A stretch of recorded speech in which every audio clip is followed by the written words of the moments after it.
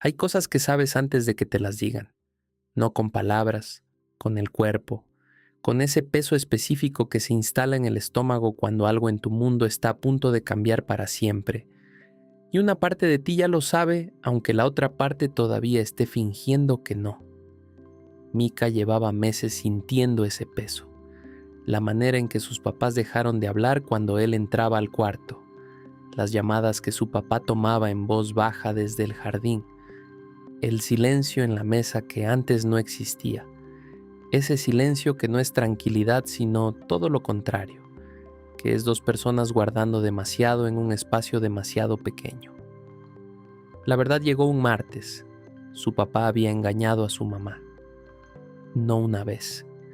No como un error aislado que pudiera explicarse o perdonarse con el tiempo, sino de esa manera que cuando sale a la luz lo cambia todo, porque te das cuenta de que lo que creías que era tu familia tenía una versión paralela que tú no conocías.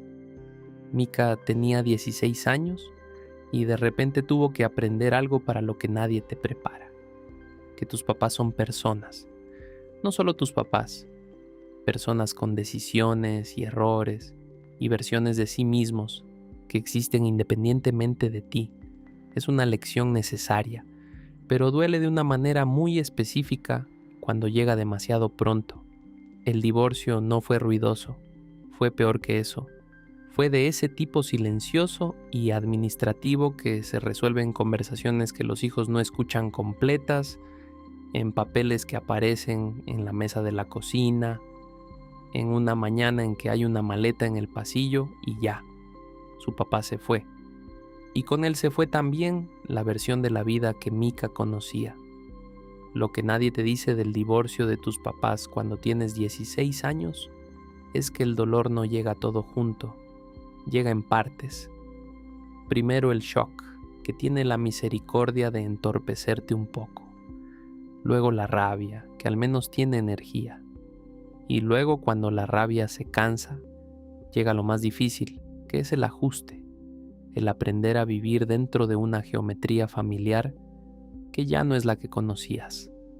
Su mamá quedó sola con él y con su hermano, que tenía 13 años y entendía menos, pero sentía igual. Y el dinero se fue también. Eso fue lo segundo que Maika aprendió ese año, que la estabilidad económica de una familia puede ser más frágil de lo que parece desde adentro. Su papá dejó de aportar. Las cuentas no esperan los tiempos emocionales de nadie. Y la escuela privada, esa que había conseguido con tanto esfuerzo, esa que le había devuelto una identidad y una vida que valía la pena vivir, ya no era una opción.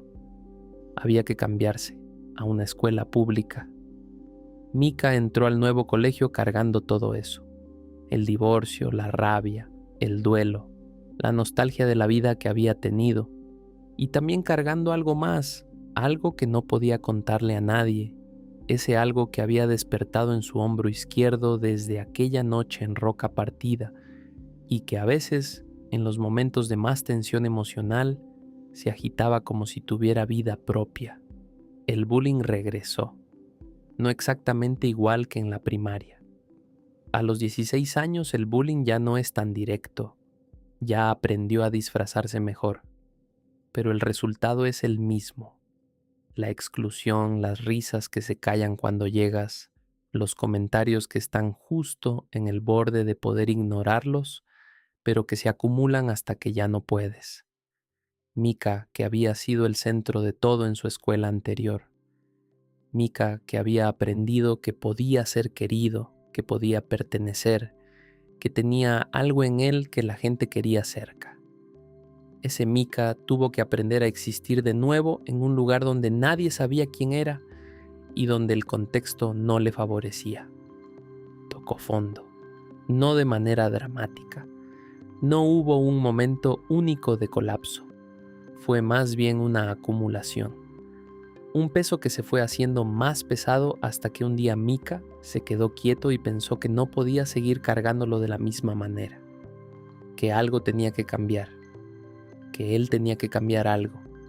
Y fue en ese momento, en ese fondo tranquilo y oscuro, donde encontró de nuevo esa cosa que siempre había tenido pero que a veces olvidaba que estaba ahí, la terquedad silenciosa, la negativa absoluta a quedarse donde lo habían puesto. En el próximo capítulo, Mika decide que ya fue suficiente y encuentra la manera de salir.